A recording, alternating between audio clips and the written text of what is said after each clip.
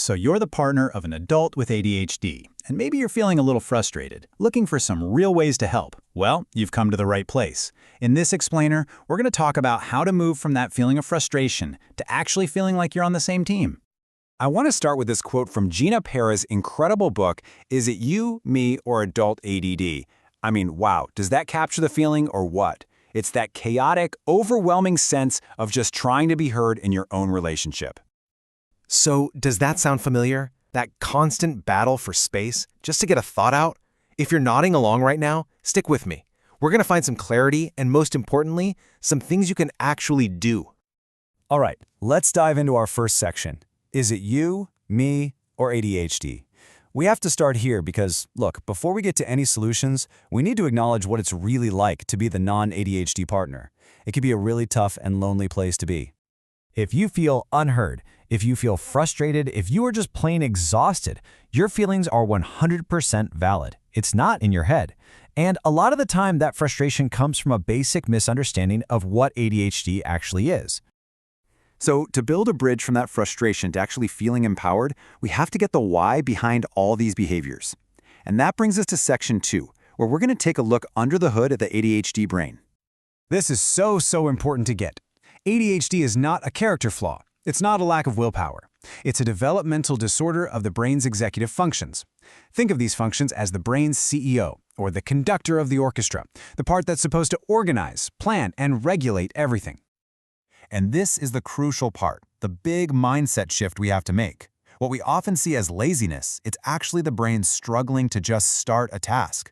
What feels like your partner not caring about you, it's often a real difficulty with regulating emotions. And what looks like irresponsibility, that's the brain's conductor struggling with planning and organizing. The result of all this is what you might call mental hyperactivity. It's a mind that just won't turn off. It's always racing, always processing. And that internal chaos is what leads to the impulsivity and distraction that can be so tough to deal with from the outside. Okay, now that we kind of get the why behind it all, let's get into the how. In section 3, we're going to open up our first practical toolkit, and this one is all about rebuilding how you communicate and connect with each other. And you know what? Before we even talk about helping your partner, we have to talk about you. Dr. Kristen Neff puts it perfectly. Self-compassion is absolutely essential. You have to manage your own stress and your own reactions first, or you're just going to burn out. This is not selfish. It's step 1. Okay, here's a brilliant practical tool from dialectical behavior therapy, or DBT. It's called the GIVE skill, and it's a super simple way to de-escalate conflict. Be gentle with your tone. Act genuinely interested, no interrupting. Validate their feelings, and try to have an easy manner, maybe a little humor if it's appropriate. Now let's zoom in on that V, validation, because this is a total game changer. Listen to this. Validation is not agreement. It doesn't mean you think they're right. It just means you're saying, I get it. I can see why you'd feel that way. That single phrase can turn a fight into a conversation. It's that powerful. So we're communicating better. Now what? Let's build on that with section 4, the Shared Systems Toolkit. This is where we get super practical and start creating systems to manage daily life, not as individuals, but as a real team. And this right here is a really critical mindset shift. The goal is not to fix your partner. You have to get out of that parent-child dynamic. Instead, you're becoming collaborators, co-designers of a home environment that's set up for both of you to win. You know that feeling of being totally overwhelmed by a task? The ADHD brain feels that tenfold. So the solution is simple, but it's genius. Lower the bar. Make the very first step so tiny it feels almost silly. Instead of clean the kitchen, the first step is just put one single dish in the dishwasher. That's it. It's all about creating momentum. Next up, here's a tool from James Clear's awesome book, Atomic Habits. It's called an implementation intention. Basically, it's a magic formula for making a vague plan concrete.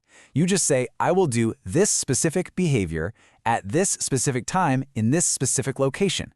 It takes all the guesswork out of it. And you can make that even more powerful with something called habit stacking.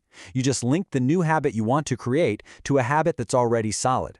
For example, after I pour my morning coffee, which I do every day, I will immediately open the daily planner.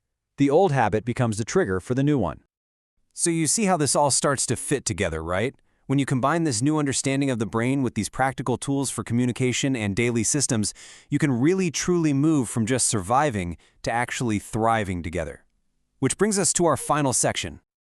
And it is so important we wrap up by remembering this. It is not all about the challenges. Far from it.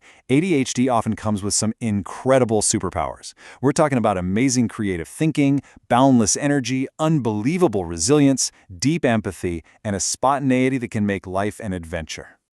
Look, at the end of the day, this journey is a process. There's no magic wand. It's all about learning, adapting, and working together to build a life that actually works for both of you. One that honors your needs and celebrates your strengths, as individuals and as a couple. So, I want to leave you with one final, really powerful question to think about.